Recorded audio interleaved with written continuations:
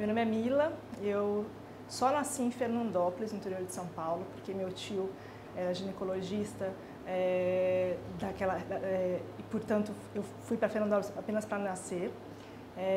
Meu pai e minha mãe se conheceram por conta da universidade onde fizeram, lá na USP de Ribeirão Preto. Meu pai fez medicina junto com esse meu tio e minha mãe fez farmácia, ambos então na USP de Ribeirão Preto.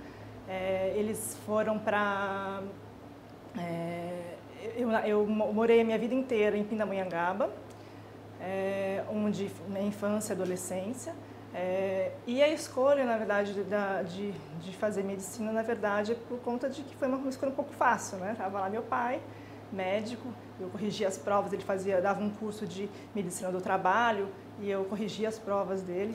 E meu tio, ginecologista, nas férias, me levava sempre para o centro cirúrgico, ver algumas cirurgias ginecológicas.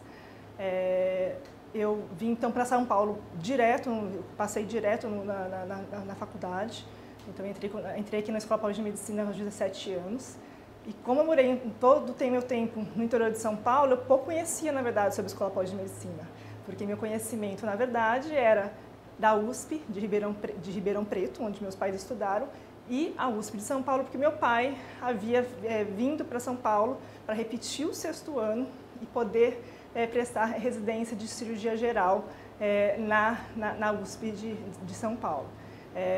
Ele, então, depois, né, já de casado, minha mãe aqui trabalhou um tempo no Instituto Butantan, e os dois acabaram indo para Taubaté, para Pindamonhangaba, na verdade, por conta que meu pai foi levado pelo Dr. Fábio Goff para dar aula na primeira turma de medicina da faculdade de Taubaté. Ser preceptor de cirurgia, né, na primeira turma da faculdade de Taubaté. E, portanto, como eu disse, então, assim, pouco eu sabia sobre a Escola Paulista de Medicina, né, por estar mesmo no interior e conhecer mais ou menos essas duas universidades, que é a USP de Ribeirão e a USP de São Paulo. Mas quando eu passei, né, direto do colegial, não fiz no antigo colegial, não fiz cursinho, entrei aos 17 anos na Escola Paulista de Medicina.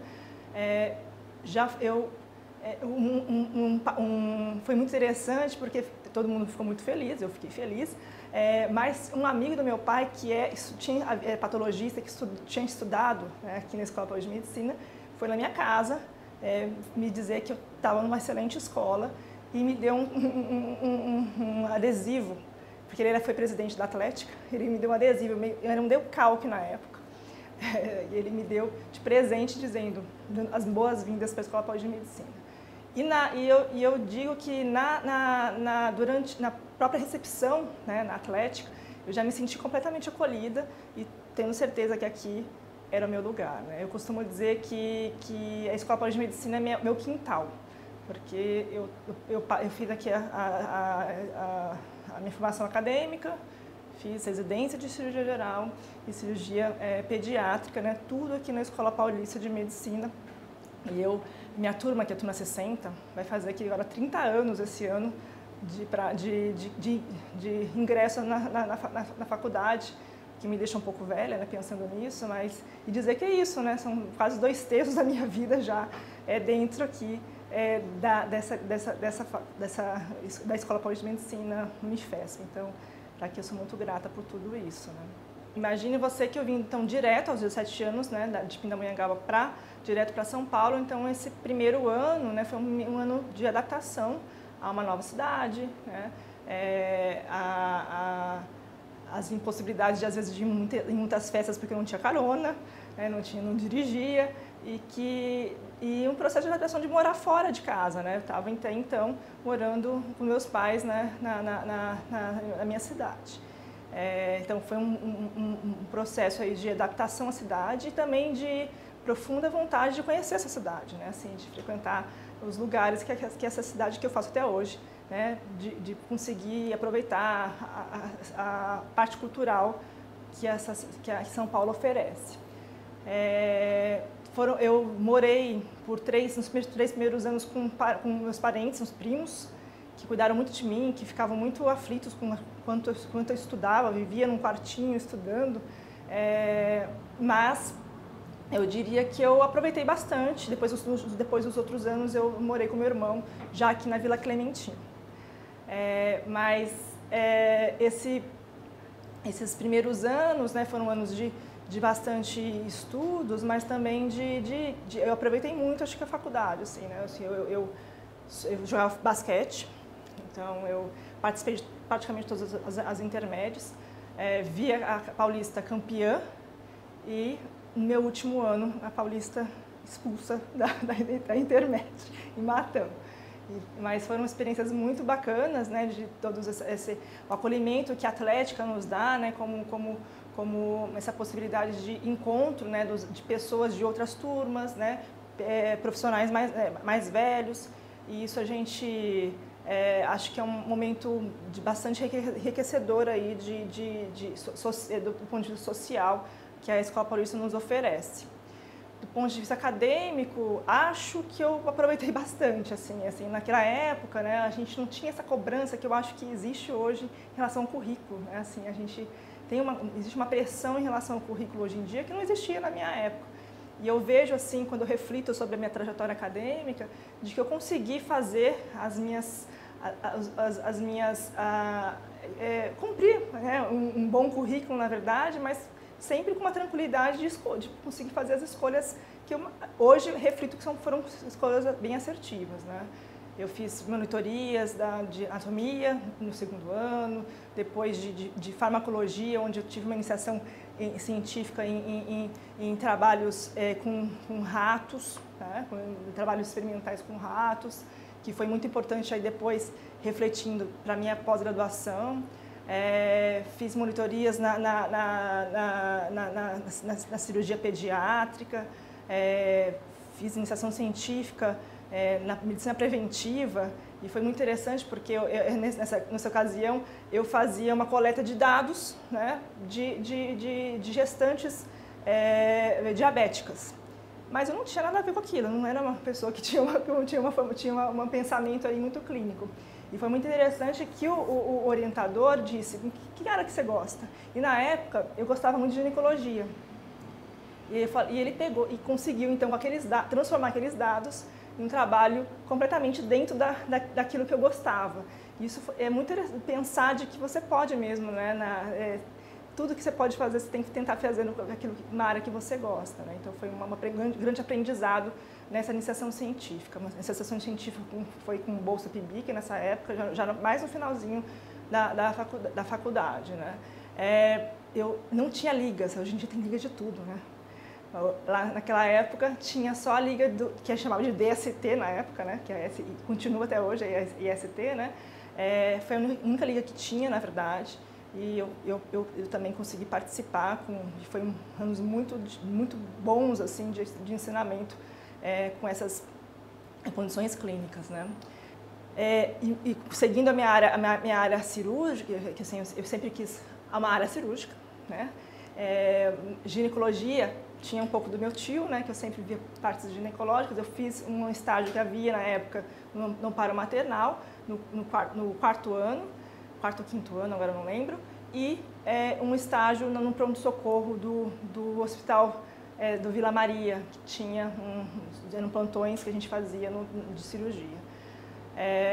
E no fim, né, na verdade, no sexto ano, com as disciplinas de pediatria, né, e depois de pronto-socorro, né, no pronto-socorro de cirurgia, foi quando eu realmente depois decidi ali que a minha área era mesmo cirúrgica. E a paixão por cirurgia pediátrica, na verdade, aconteceu no quarto ano, né, onde no bloco mesmo que a gente tinha só de cirurgia pediátrica, e foi quando eu tive contato com cirurgia pediátrica, foi quando então eu procurei a disciplina de cirurgia pediátrica para conseguir fazer a minha monitoria. As secretárias que já estão aposentadas lá, a Nancy e a Val, elas sempre me apoiaram aí, me conhecem desde essa época aí do quinto ano, quando eu quis então ser monitora da cirurgia pediátrica e fazer também um trabalho de iniciação científica com o Dr. José Luiz Martins, que foi o meu orientador nessa época. Eu eu prestei, então, no fim da minha graduação, então havia decidido já assumir a área cirúrgica.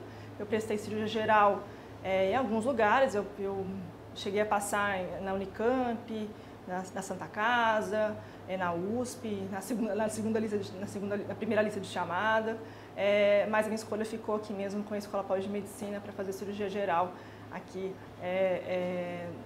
onde eu havia me formado. Então eu fiz direto, né, não tive nenhuma pausa, fui direto da graduação para a área da residência médica. São anos muito, não sei se todo mundo tem essa sensação, eu acho que hoje em dia a gente tem as provas de residência hoje são muito mais práticas, né, mais baseadas em conteúdos práticos. Mas eu tenho uma ideia assim, de que quando eu saí, passei no primeiro dia, eu lembro o primeiro dia da residência médica, de eu indo sabendo que eu sabia muita coisa, rodapé de livro, eu não sabia nada, tinha uma insegurança daquilo que a gente não sabe nada, né? Sabe tudo e não sabe nada ao mesmo tempo. Mas a residência médica são anos de muito aprendizado, muito desgastantes, né? São muitos plantões.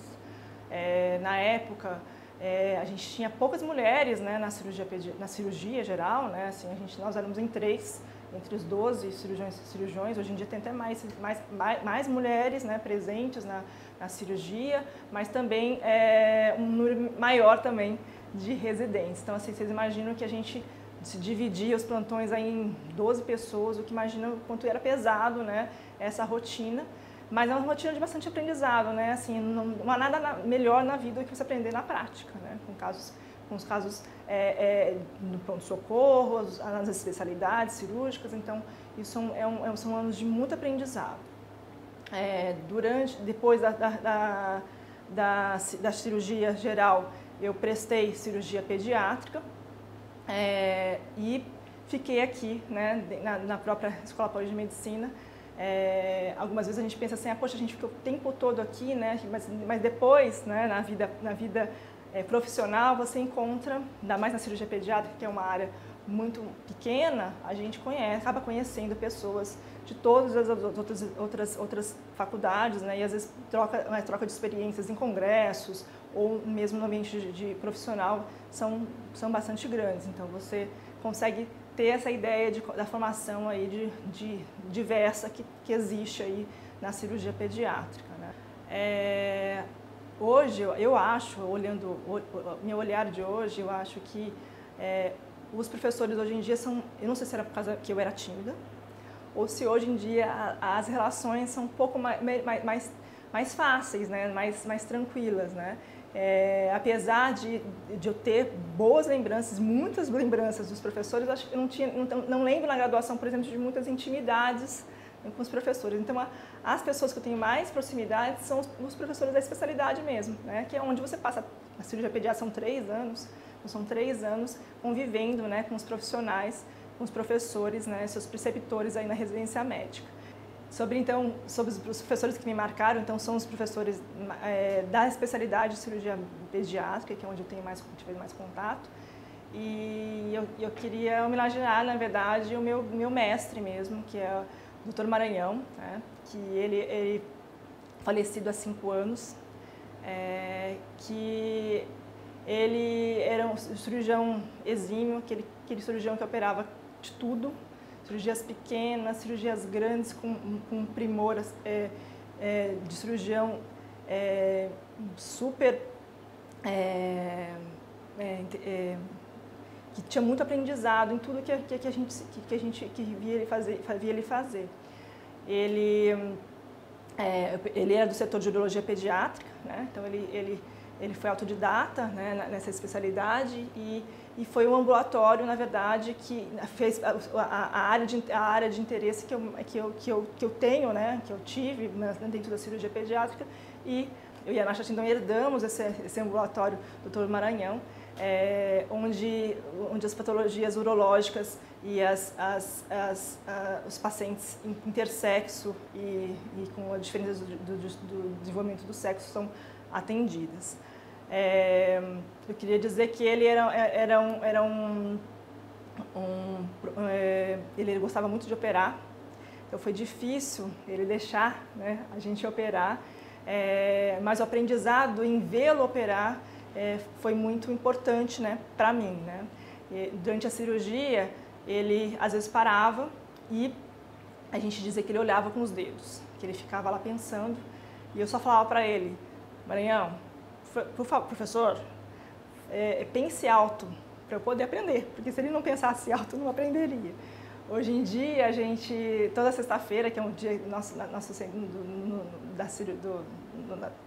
que é o dia que a gente tem no centro cirúrgico para operar as condições clínicas urológicas, a gente ainda lembra dele muito frequentemente. Primeiro porque ele nos deixou uma caixinha de instrumentais que ainda está lá apelidada ali como caixinha do Maranhão.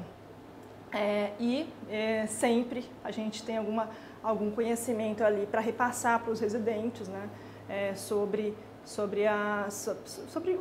ensinamentos que eles nos deu. Então, fico pensando sempre isso, né, de como que a gente pode deixar isso, as suas memórias, já que estamos falando de memórias, eternizadas aí em ensinamentos, né. As memórias, né, da graduação são muitas, né. Primeiro, lembrar dos rituais, né. Acho que a gente tem muitos rituais aqui, que os banhos, as competições da Intermed. Eu não sei se vocês têm ainda mais, mas a gente tinha um trote na primeira prova de anatomia, que era, hoje em dia, não daria mais para acontecer. Mas todos esses rituais, acho que são memórias afetivas que a gente tem durante a graduação. Eu não posso deixar de esquecer, nunca me esqueço, né, da primeira vez que eu entrei na primeira aula de anatomia com o professor Prates, falando do respeito ao cadáver, com o cadáver coberto, e depois de todo o saneamento sobre o nosso respeito que a gente tem que ter, né, com esses corpos, ele ia abrir, né, uma peça e a gente se deparar ali com o primeiro cadáver, né, que nos dará bastante ensinamentos aí nos próximos anos. Uma das situações que eu lembro sempre, não sei porquê, do estágio da infectologia.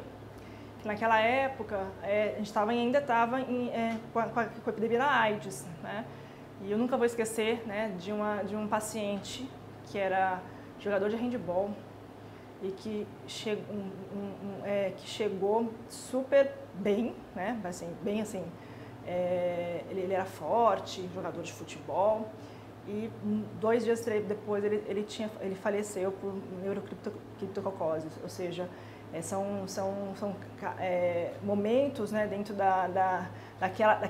que marcam temporalmente, né, a sua vida acadêmica, que você não consegue esquecer, né, e é bom se a gente não esquecer dessas coisas, na verdade, né, de como a gente evoluiu aí, né, na medicina e de como a gente consegue, com a ciência, aí, resolver, né, estamos aqui precisando resolver agora a nossa pandemia de coronavírus.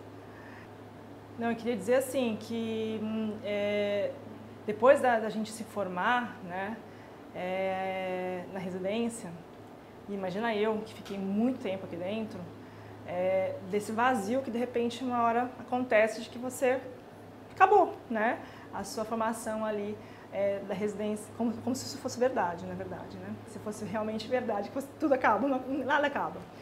Mas estou dizendo assim, no último dia de residência, de que você sentir ali um certo vazio de que você estava ali dentro de um processo ali de aprendizagem, né, e que aquilo se finalizou e que você então vai agora realmente estar preparada para a sua especialidade e trabalhar. Eu trabalhei muito, assim, trabalhei em vários hospitais da SPDM, inclusive, mas todos a minha vida profissional estava ligada à educação, né? Nesses hospitais da SPDM, no Pirajussara, Dianema, sempre tinham alunos, né, das ligas de cirurgia pediátrica ou de outras instituições, então eu sempre estava envolvida com um processo de educação. Nos empregos públicos que eu trabalhei, que era no Hospital Servidor Estadual, logo depois que eu me formei em cirurgia pediátrica, e também aqui já como técnico administrativo da Unifesp, também eu tinha ali, eu era assistente, né, além da parte assistencial, eu era assistente dos preceptores dos residentes. Então, sempre estive muito envolvida com a questão de ensinar, né, do ensinar e aprender, né. Eu sou docente há 5 anos, na verdade, é recente, quase 3 anos desses 5 anos dentro dessa pandemia, né. Se tornar-se, né, docente, né, foi um processo interessante, porque eu dou aulas desde 2004, né, na hora que eu me formei, na verdade, eu falei que eu tive esse vazio, mas na verdade eu tinha decidido que eu ia continuar no setor de urologia pediátrica como voluntária, e assim fiquei. E no fim desse ano, no final de um ano após a residência, de terminar a residência de cirurgia pediátrica, eu então passei nesse concurso de técnico administrativo, então consegui então me efetivar, né, aqui na Escola Paulista de Medicina. A partir do momento que eu dou aula há muito tempo, né, mas o concurso, né, e ter me tornado docente virou uma chave, né, para eu entender qual era o meu lugar dentro dessa universidade. Assim. É muito interessante isso, né, porque eu sempre estive envolvida com tudo isso, mas foi a hora que eu compreendi as minhas possibilidades que eu teria sendo docente nessa universidade. Eu acho que eu estou tentando aí cumprir, né, a minha função como docente. Assim, eu sou preceptora da Liga de Cirurgia Pediátrica, eu tenho tentado fazer, iniciei alguns projetos de extensão, né? Então, assim, eu tenho o projeto das AWS, né, que é um chapter da AWS aqui na Escola Paulista de Medicina, onde a gente está ainda iniciando esse projeto, mas é para empoderar as meninas, aí, as cirurgiãs, a não desistirem de fazer cirurgia. E é bem bacana esse projeto que as meninas me chamou, eu junto com Maris, Paris e Ana, fazendo aí coordenando esse projeto de extensão. Outro projeto de extensão é o projeto da Escola de Sorrisos, que é um projeto onde há oficinas de contação de história e de clowns, né, para os alunos de medicina, para melhorar aí a humanização e essa troca com os pacientes. Também todos eles iniciados durante a pandemia, né, o que foi um grande desafio. E o projeto CUCA, que é Cuidados com a Saúde Urogenital, que é um projeto junto com a enfermagem, que nós estamos aí também, fizemos bastante coisa do ano passado durante a pandemia no ambiente virtual, e agora a gente está querendo ver, finalmente, mudar um pouco os rumos aí, né, presencialmente. Eu acho que a possibilidade, né, de ser docente é de troca, né? Então, eu tenho muito tentado participar de ambulatórios multidisciplinares. Então, hoje eu faço um ambulatório mensal com a neurocirurgia, para ajudar no cuidado com as bexigas neurogênicas. Faço um ambulatório também há 6 anos multidisciplinar no departamento de ginecologia, com a doutora Cláudia Tacano, com a professora Maraí, que é um ambulatório onde eu consegui encaminhar meus pacientes com diferença do desenvolvimento do sexo e intersexo, que estavam virando adultas, estão se tornando adultas, para levar para uma ginecologia onde um cuidado bem específico, né? E foi muito importante aí para melhorar esse cuidado com essas pacientes, e também está dentro de da Escola Paulista de Medicina desenvolvendo uma atenção muito especializada, né, em pacientes que precisam aí, de um segmento a longo prazo, né? Eu sou mãe de 2 meninos, hoje eles têm 12 anos e 17 anos, e eu diria que eles são a minha melhor produção. Não cabe no currículo Lattes, mas estaria lá da produção mais relevante da minha vida, porque educar filhos é muito desafiador, mas muito bom, né? Você pode ter um aprendizado muito bom. Né? Eu tive eles logo depois da residência, assim, imagina que vocês estão vendo minha carreira acadêmica, que eu queria fazer um doutorado, mestrado, e eu não fiz direto, né? Não fiz porque trabalhava bastante e decidi ter o meu primeiro filho, na verdade. E achei que era necessário, né, essa pausa, então eu só retomei e também não tinha um projeto uma área que era de urologia que eu pudesse realmente fazer naquele momento. Então as coisas na vida, né, às vezes são assim mesmo, né? A gente para no momento certo e quando retomei a ideia de fazer uma pós-graduação, já tinha o Dr. Freitas, que foi meu orientador, voltado já dos Estados Unidos, com as ideias de fazer pesquisa em engenharia tissular. E lá fui eu, então, para uma área que eu adorei, né, participar como pesquisa. Porque pesquisa, né, dá trabalho, né, gente? E a gente precisa escolher exatamente o que a gente quer fazer, né? Porque dá trabalho, mas precisa ser prazeroso, porque senão não faz nenhum sentido. E foi com isso que eu fiz um trabalho super de ponta, e fazer pesquisa de ponta não é fácil, né? A gente conseguiu um auxílio da FAPESP para fazer o meu doutorado, foi um doutorado direto, na verdade, e que foram aí anos, né, de tentativas e erros, né, na bancada, tentando cultivar células, junto com minha parceira Andréia, bióloga, que me ajudou muito para conseguir concluir esse doutorado, dentro ali, com a ajuda do laboratório da nefrologia, né, da Unifesp. E só terminei esse doutorado depois do meu segundo filho, para você ter uma ideia de como é que a pesquisa é longa, são 4 anos de doutorado e acabaram sendo em 5, eu acho, porque eu mudei minha pesquisa no meio da pesquisa por conta disso mesmo, porque a pesquisa de bancada, ela nos dá, né, essas viravoltas e você precisa, estando dentro do ambiente de pesquisa, olhar para o lado e perceber que você pode mudar a sua ideia de trabalho mantendo ali uma excelência, né, na pesquisa. Então, assim, eu julgo que meu doutorado é um doutorado que me fez bem, né, e sentido,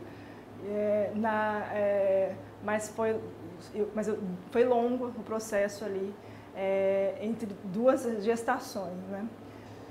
Meu companheiro é o Caio Santoamori, ele é professor universitário, arquiteto, professor de arquitetura na USP, né?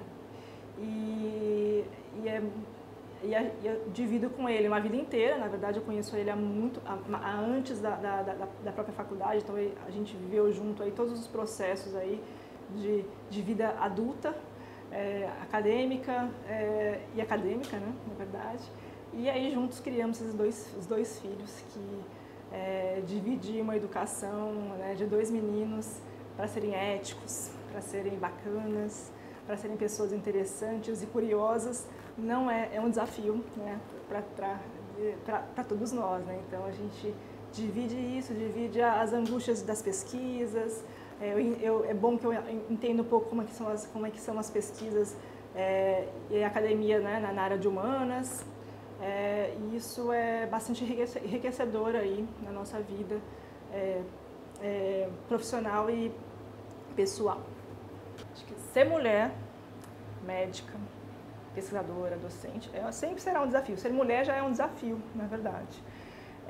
Acho que a gente consegue tudo que a gente quer.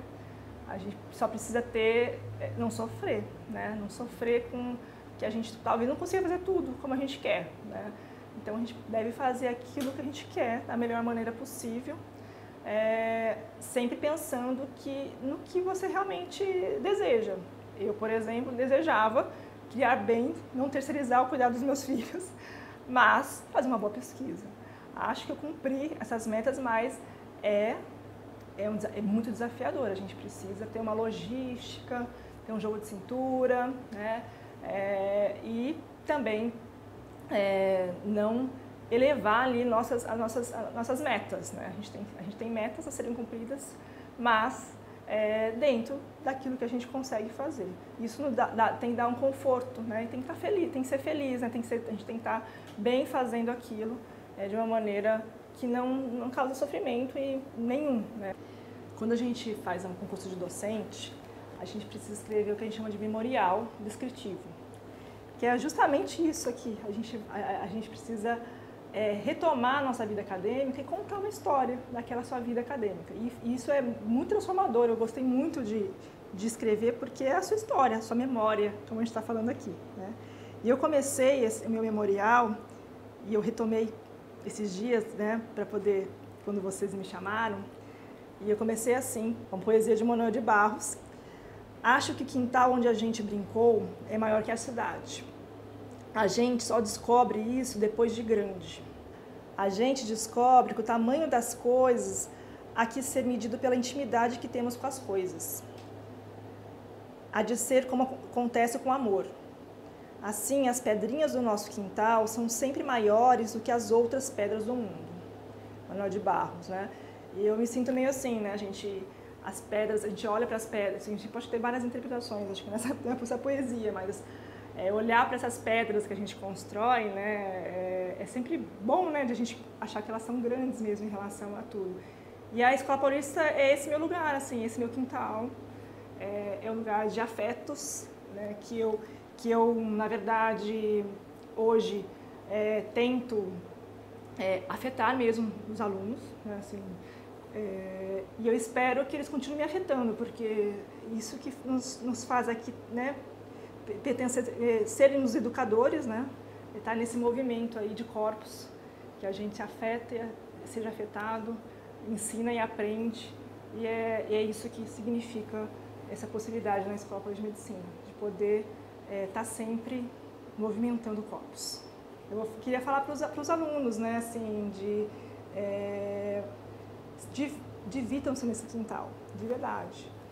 Aproveitem tudo, tem que estudar, gente, não vai ter jeito não, é muita coisa para saber mesmo, para a gente poder dar um bom cuidado aos nossos pacientes, né? Mas, na verdade, façam aquilo, aproveitem, mas com cuidado, sabe? Assim, de fazer o que vocês estão a fim de fazer, o que realmente faz sentido para vocês. Currículo não é tudo, né?